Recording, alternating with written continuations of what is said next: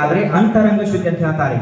ಆ ಅಂತರಂಗ ಶುದ್ಧಿ ಆಗ್ಬೇಕಾದ್ರೆ ಭಗವಂತರು ಯಾವ ರೀತಿಯಾಗಿ ಬಹಿರಂಗವನ್ನು ಬಹಿಷ್ಕರಿಸಿ ಅಂತರಂಗದಲ್ಲಿ ಲೀನಾದ್ರಲ್ಲ, ಅದೇ ರೀತಿಯಾಗಿ ನಾವು ಕೂಡ ಇವತ್ತು ದಿವಸ ಆ ಅಂತರಂಗ ಶುದ್ಧಿ ಮಾಡ್ಲಿಕ್ಕೆ ಅನೇಕ ನೋಪಿ ವ್ರತವನ್ನ ಮಾಡ್ತಾ ಇದ್ದೀರಿ.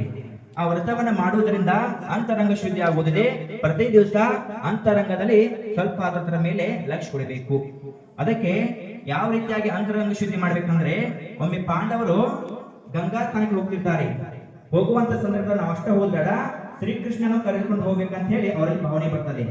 ಆ ಶ್ರೀಕೃಷ್ಣನ ಕಡೆ ಹೋಗ್ತಾರೋ ಪಾಂಡವರು. ಹೋದ ತಕ್ಷಣ ನಾವು ಗಂಗಾ ಸ್ಥಾನಕ್ಕೆ ಹೊಂಟಿದ್ದೀವಿ, ನೀವು ಬರ್ಬೇಕಂತ ಹೇಳಿ ಆ ಕೃಷ್ಣನಿಗೆ ಹೇಳ್ತಾರೆ. ಆ ಕೃಷ್ಣ ಏನೋ ಕೆಲಸ ಇರ್ತತಿ, ಅವಾಗ ನಾ ಬರಕ್ ಸಾಧ್ಯ ಇಲ್ಲ, ನನ್ನ ಪ್ರತಿನಿಧಿಯಾಗಿ ಒಂದ ಸೋರೆಕಾಯಿ ಹಣ್ಣನ್ನು ಕೊಡ್ತನೋ, ಅದನ್ನ ಈ ಗಂಗಾ ಸ್ನಾನ ಮಾಡ್ಕೊಂಡ್ ಬಾ ಅಂತ ಹೇಳ್ತಾನೆ. ಅವಾಗ ಆ ಪಾಂಡವರು ಗಂಗಾ ನದಿ ಹೋಗಿ ಅಲ್ಲಿ ತಲೆ ಮ್ಯಾಗ ಅದನ್ನ ಹಣ್ಣನ್ನು ಇಟ್ಕೊಂಡ 100 ಸಲ ಅದನ್ನ ಗಂಗಾ ಸ್ನಾನ ಮಾಡ್ಕೊಂಡ್ ಬರ್ತಾರ. ತಾವು ಗಂಗಾ ಸ್ನಾನ ಮಾಡ್ಕೋತಾರ. ಅಲ್ಲಿದ್ದವರೆಲ್ಲ ಪಾಂಡವ್ರು ಇದನ್ನೇ ತಲೆ ಮ್ಯಾಗ ಇಟ್ಕೊಂಡ ಸ್ನಾನ ಮಾಡ್ಕೋತಾರ ಅಂತ ಹೇಳಿ ಅವರು ಅದನ್ನೆಲ್ಲ ತಲೆ ಮ್ಯಾಗ ಇಟ್ಕೊಂಡ ಸ್ನಾನವನ್ನು ಮಾಡ್ಕೋತಾರ. ಅವಾಗ ಅದಕ್ಕ ಅನೇಕ ಸಲ ಏನಾಗತ್ತೆ, ಗಂಗಾ ಸ್ನಾನಕ್ಕೆ. ಅವಾಗ ಅದನ್ನ ತಂದ ಶ್ರೀಕೃಷ್ಣ ತಂದು ಒಪ್ಪಿಸ್ತಾರೋ. ಆ ಕೃಷ್ಣ ಹೇಳ್ತಾರ, ನಾವ್ ಅಷ್ಟ ಅಲ್ಲ, ಅಲ್ಲಿ ನದಿಯಾಗ ಎಷ್ಟು ಮಂದಿ ಇದ್ದೀರಲ್ಲ ಅವರೆಲ್ಲ ಇದಕ್ಕೆಲ್ಲ ಸ್ನಾನ ಮಾಡಿಸ್ಯಾರು.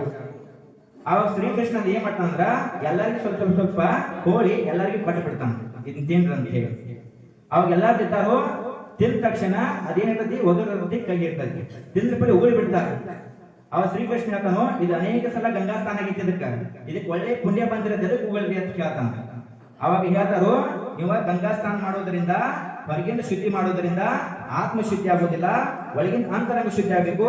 ಅಂದಾಗ ಮಾತ್ರ ಶೌಚ ಧರ್ಮಕ್ಕೆ ಒಂದು ಬೆಲೆ ಬರುತ್ತದೆ.